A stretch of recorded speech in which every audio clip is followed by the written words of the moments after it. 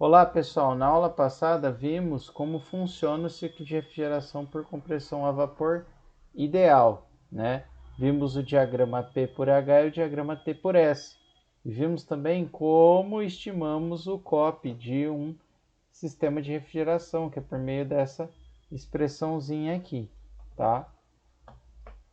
Mas o que a gente pode analisar, ó, também analisando, para quem não se lembra, o trabalho líquido de um ciclo ele pode ser dado pelo QH menos QL. Então, podemos escrever também o COP de um sistema de refrigeração como QL sobre QH menos QL, tá? Aproximando isso aqui, né, fazendo aproximação para um COP de Carnot, né, supondo que meu refrigerador se comporte dessa forma, podemos substituir a relação QH por QL sobre TH e TL, né? Aqui não está certo fazer isso, tá, pessoal? Porque é mais uma razão, mas vamos supor que seja isso aqui, tá? Mas é o TH sobre TL. De tal forma que quando eu tenho esse cara, quando o TH e o TL são próximos, né? O que acontece? Eu tenho um divisor próximo de zero.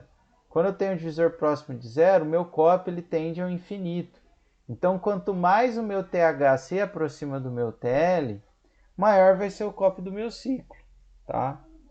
Então, isso eu gostaria que vocês entendessem, tá? Quem não entendeu, dá uma voltada na explicação, tá? Mas a ideia é que quando o TH se aproxima do TL, o meu COP aumenta, tá? Então, vocês podem pensar nisso até mesmo como a área do gráfico. Lembra que eu expliquei para vocês que a área do gráfico é proporcional, né, ao rendimento? Então, se eu diminuir, é proporcional ao trabalho, perdão, né? Então, se eu aumentar do diagrama T por S, tá, pessoal? Se eu aumentar a diferença de temperatura, eu vou ter uma área maior, o que implica num maior trabalho de compressão. Se eu estou consumindo mais, meu refrigerador não vai ter um funcionamento legal. Já se eu diminuir aqui, ó, essas linhas, ou seja, eu ter um TH próximo do TL, o meu trabalho de compressão ele cai, né, o trabalho do compressor. E com isso meu COP aumenta, né, meu sistema se torna mais efetivo. Qual que é a solução foi feita disso da prática? Né? O que foi feito na prática para resolver isso? Ao invés de eu ter uma compressão de uma vez, eu ter uma compressão em mais de um estágio. Porque aí eu divido essa compressão duas vezes, tá? E esse efeito se torna menos prejudicial, tá? Bom, pessoal, então agora vamos ver um pouco mais como funcionam os sistemas em cascata, tá? Que são a compressão em múltiplos estágios. Aqui tem um exemplo de um sistema, né, de compressão em múltiplos estágios. Podem notar que nós temos dois compressores, né, e duas válvulas de expansão, tá? Somado a isso, temos o tanque de flash, né, tanque de gás flash ou tanque removedor de gás, tá? Tem todos esses nomes que eu já vou explicar para vocês como ele funciona. Mas basicamente a função dele é separar a parcela de líquido da parcela de gás, tá? Mas notem que agora, como eu tenho duas válvulas de expansão, pessoal, eu vou ter três pressões, né?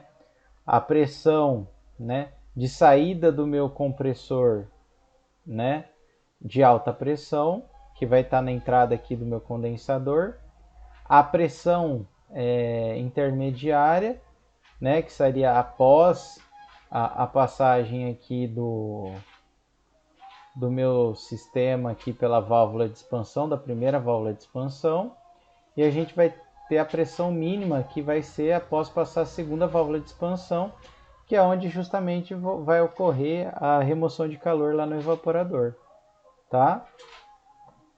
Mas como que funciona esse tanque de flash, tá? Pessoal, aqui tem um esquema dele, mais interessante para vocês notarem. Mas basicamente o que acontece? Quando eu pego lá o fluido que vem do meu condensador e eu expando ele, o que acontece? Eu tenho uma diminuição da pressão do fluido, né, do líquido, né, do refrigerante líquido. Isso faz com que o que? Eu tenha uma diminuição da pressão e, consequentemente, da sua temperatura, de tal forma que eu vou atingir a saturação do refrigerante, né? A gente pode notar isso aqui, ó. Vamos pegar um diagrama P por H aqui, ó. Aqui, ó, pessoal, ó, de um sistema simples. Aqui, ó, na válvula de expansão, eu estou indo do 3 para o 4. Quando eu estou indo do 3 para o 4, pessoal, ó, o que acontece? Eu tenho um título, tá? Então, eu tenho uma mistura de líquido e gás, tá? Então, essa câmara de separação, né, ou câmara de gás flash, ela separa o líquido do gás. O líquido, ele vai para a próxima válvula de expansão, que vai para o evaporador. E o gás, ele vai para o compressor de alta pressão, tá? Então, essa é a função dessa câmara aí, tá? Quando que a gente utiliza esses sistemas, pessoal? Basicamente, quando eu tenho grandes variações de temperatura. Como assim grandes variações de temperatura? É quando a temperatura do meu condensador e a temperatura do meu evaporador são muito diferentes, né? Da ordem de 50 a 80 graus, ou seja, só para vocês terem uma noção, eu tenho uma temperatura ali no condensador de 40 e 50 graus, uma temperatura no evaporador menor que zero. Aí, realmente, compensa esse sistema de múltiplo estágio de pressão, tá? Por quê? Porque aí, pessoal, o meu compressor, como eu tenho grandes diferenças de temperatura, ele vai precisar de um trabalho de compressão muito grande. E quando eu aplico a compressão em múltiplos estágios, diminui consideravelmente o trabalho de compressão, tá? Então, pessoal, há um aumento na eficiência do sistema, apesar do aumento do custo, né? Porque a gente vai precisar o quê? Colocar mais uma válvula de expansão, mais um compressor, vamos ter a câmara de glass flash, né? Então, nesse caso, ele é recomendado, tá? Então, pessoal, agora vamos ver os tipos de configurações utilizadas nesse sistema em cascata. A primeira é a configuração de remoção de gás flash, tá? Então, pessoal, o que é essa remoção de gás flash? É basicamente o que está mostrando aqui, pessoal, nessa figura aqui da direita, tá? Eu vou até pegar aqui o apontador do PowerPoint, que é melhor, tá? Então, pessoal, o que vai acontecer aqui? Eu tenho um compressor, ele vai comprimir, né, até entrar no condensador. Passou pelo condensador, eu vou passar pela minha válvula de expansão, ok? A válvula de expansão, pessoal, o que vai acontecer aqui, né? Eu vou ter líquido e vapor. Então, não vai ser todo o refrigerante que vai para o próximo válvula de expansão. Vai ser apenas a parte do líquido. A parte do vapor eu já vou encaminhar para um compressor, né? Um dos compressores. Enquanto que o líquido vai passar para cá e vai ocorrer, né, a transferência de calor aqui no evaporador, ou seja, o resfriamento do que eu desejo. Eu passo por outro compressor, que é o compressor principal, e aqui eu envio novamente para o condensador, tá? Então, pessoal, a inserção disso aqui faça com que eu tenha compressão de múltiplos estágios, além do fato do que desse compressor aqui, de ambos os compressores, né, eles trabalharem com uma vazão de refrigerante menor, né, não a total, mas apenas uma fração.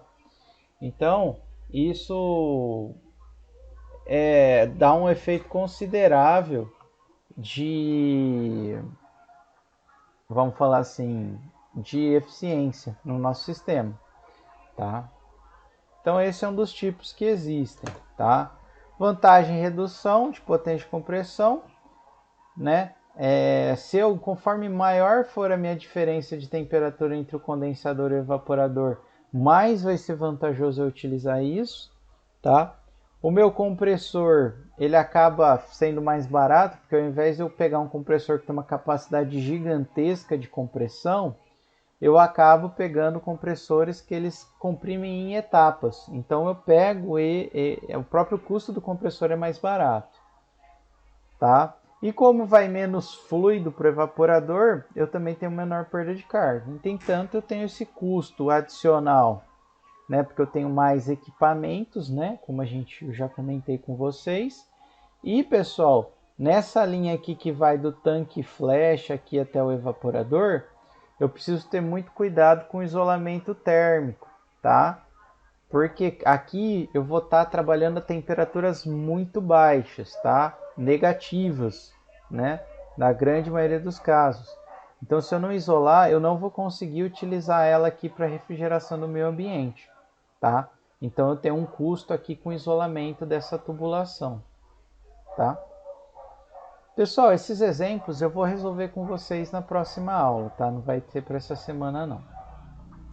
Segunda coisa que a gente tem, pessoal, é o resfriamento intermediário, tá?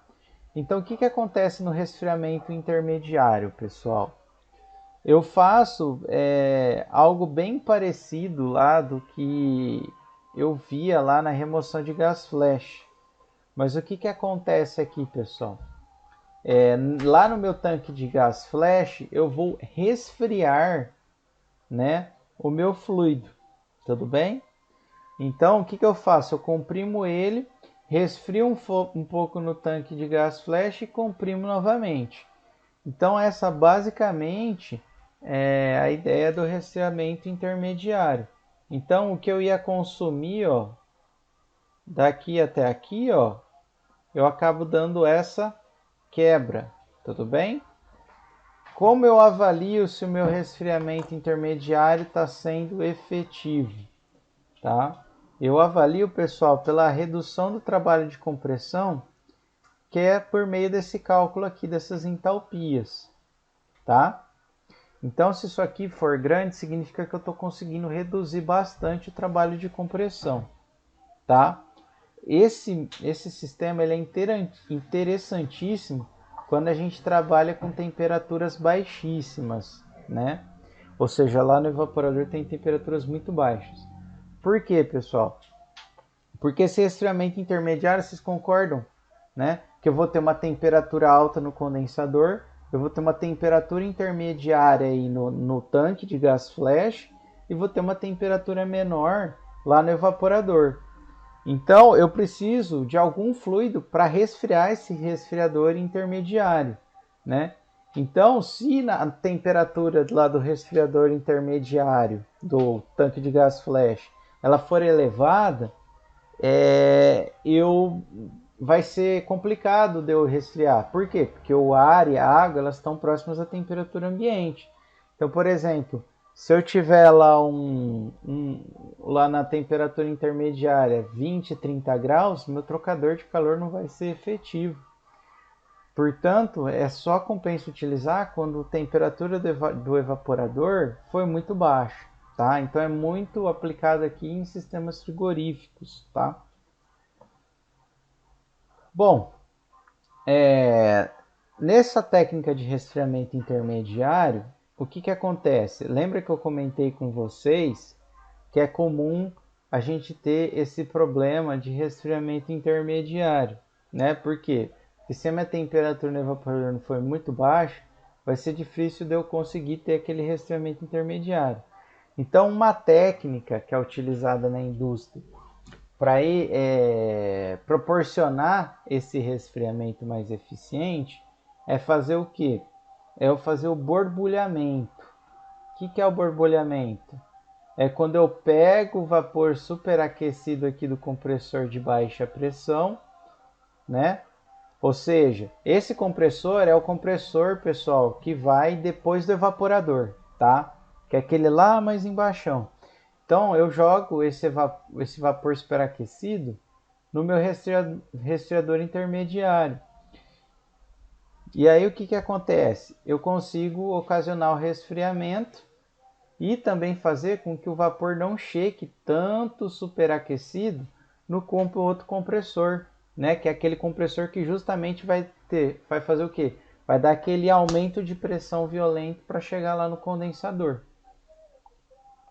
Então, é basicamente isso aqui que acontece, tá, pessoal? Isso é interessante por dois fatos, né? O que eu comentei com vocês. Porque eu consigo proporcionar o resfriamento intermediário sem problemas, né? E além disso, para que o fluido ele chegue aqui no compressor de alta pressão, não muito superaquecido, tá?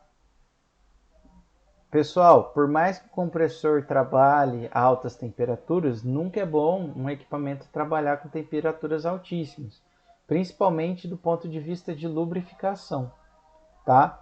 Então, quando eu chego a uma temperatura muito alta aqui no compressor de alta pressão, isso pode ser que eu tenha problemas nesse compressor, né, em muito menos tempo do que se eu tivesse aplicado essa técnica de borbulhamento, tá? Então essas são as vantagens, tá, pessoal? Então voltando aqui, né, pessoal? Então eu tenho um compressor de alta pressão, que ele vai bombear o fluido refrigerante para o condensador. Do condensador, parte eu vou passar pela primeira válvula de expansão e jogar no meu tanque de remoção de gás flash, né? Que está a uma temperatura de 0 graus. E parte eu vou passar pela segunda válvula de expansão, no qual o meu evaporador se encontra a menos 24 graus. Aí o que eu vou fazer? Eu vou comprimir, né, o gás que sai desse evaporador aqui de baixo até o meu resfriador intermediário. Aqui eu vou ter o borbulhamento que eu comentei com vocês. E daqui esse gás vai ser enviado para o compressor de alta pressão, tá? Então essa é a técnica, tá? Beleza, tá? Normalmente, pessoal, na indústria, o que é feito? As duas coisas que eu comentei com vocês, tá, pessoal? Que é aquele caso que justamente a gente analisou. Então, a gente tem a remoção de gás flash, ou seja, parte do líquido que entra aqui na válvula de expansão, quando ele se evapora, ele já é enviado para o compressor de alta pressão. Da mesma forma que eu tenho um resfriamento intermediário aqui no tanque de gás flash e a aplicação da técnica de borbulhamento. Então, a maioria das aplicações industriais aqui, pessoal, seguem esse padrão, tá? Bom, existe um ponto ótimo para essa pressão intermediária aqui, né, após a primeira válvula de expansão. E essa pressão intermediária ótima é basicamente estimada por meio dessa expressão, que é a pressão de aspiração multiplicado pela pressão de descarga. O que é isso? Pressão de aspiração é a pressão aqui mais baixa do ciclo, né? Na aspiração do compressor de baixa pressão. E a pressão de descarga é a pressão de descarga mais alta aqui no ciclo, que é o compressor de alta pressão.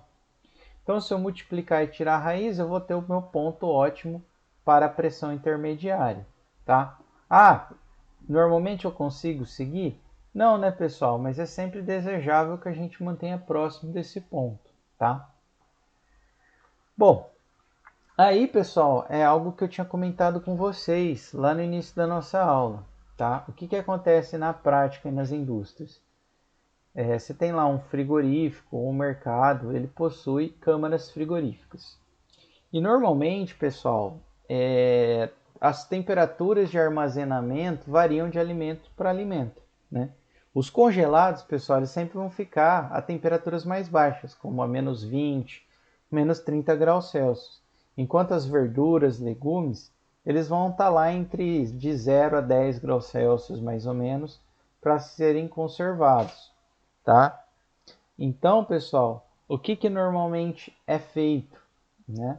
Eu aproveito um sistema de ou simples estágio ou, né, de duplo estágio de compressão para fazer isso, tá? Por quê? É muito mais simples eu alimentar, né, eu fazer a refrigeração das duas câmaras de uma vez só. No caso do simples estágio, pessoal, a gente pode ter essas duas situações aqui, tá? Só que aqui, pessoal, como é um simples estágio, eu só tenho uma temperatura de evaporação e uma temperatura de condensação, tá? Então, o que que acontece? Eu acabo tendo a temperatura do refrigerante em duas câmaras frias de menos 25 graus Celsius. É a mesma, né? Porque não muda, não tem dois níveis de pressão, né? E como eu posso solucionar isso? Utilizando uma válvula reguladora de pressão na segunda câmara fria. Porque aqui o que acontece, pessoal? Eu consigo controlar o fluxo de refrigerante variando a sua temperatura de evaporação, tá? Isso, pessoal, em termos de economia é bem mais interessante. Não de economia, né, mas de conservação dos alimentos. Porque corre um risco bem menor de você queimar, né, essas verduras, essas frutas, do que se você tiver um fluido refrigerante a baixíssimas temperaturas, tá? Entretanto, pessoal, essa válvula reguladora, basicamente, o que você vai estar fazendo? Você vai estar pegando toda aquela energia que você gastou para ter uma temperatura baixinha e jogando fora, né? Porque você não está aproveitando. Você está tendo que diminuir a pressão, né? Na verdade, fazer com que a pressão aumente, né? Perdão, para que a temperatura de evaporação alcance o que você deseja. Então, o trabalho de compressão do compressor é o mesmo e é que você vai estar consumindo, né? Uma enorme quantidade de energia, tá? Então, é uma medida que é possível de se fazer? Mas você tá matando, sei lá, uma formiga com uma espingarda, né? Não é algo que é viável economicamente falando. Aí vocês podem perguntar para mim. Então, o que é viável, né? O esquema mais viável, pessoal, é a gente arranjar uma forma de controlar esses sistemas com um duplo estágio de compressão, tá? E uma das soluções possíveis é por meio disso aqui que eu estou mostrando para vocês. Então, o que eu faço, né? O que podemos fazer? A gente utiliza o compressor de alta pressão, passa pelo condensador, passa por uma válvula de expansão, ok? Essa válvula de expansão, ela vai já deixar o nosso sistema na temperatura que a gente deseja, né? Ou próximo. E aí leva o fluido para o evaporador. Após esse fluido evaporar, eu jogo ele no meu tanque de gás flash, que vai ser direcionado novamente para o compressor. E o restante eu faço a mesma coisa do que a gente tinha visto lá anteriormente no sistema em cascata, que é o que? O líquido passa pela segunda válvula de expansão, vai para o evaporador, passa pelo compressor de baixa pressão, que faz o borbulhamento aqui dentro do tanque de gás flash, que age como resfriador intermediário. E aí esse gás que vem para cá junto com o gás oriundo do segundo evaporador vão para o compressor de alta pressão, tá? Então isso é uma solução muito viável. Entretanto, aqui, pessoal, eu acabo dependendo, né, a temperatura intermediária aqui, ela acaba dependendo da carga do compressor de alta pressão, tá? Então, se ele tiver algum problema ou se ele estiver trabalhando numa carga indevida, pode ser que eu não consiga manter a temperatura que eu desejo, tá? Mas normalmente esse caso aqui ele ajuda e dá um ganho econômico muito grande aí para quem aplica, tá? Bom, pessoal, era isso que eu tinha organizado para a aula de hoje. Semana que vem eu vou mostrar um software para vocês, no qual a gente vai utilizar para fazer alguns exercícios, para a gente verificar se tudo que eu falei faz sentido, tá? Então, obrigado pela atenção e até a próxima aula.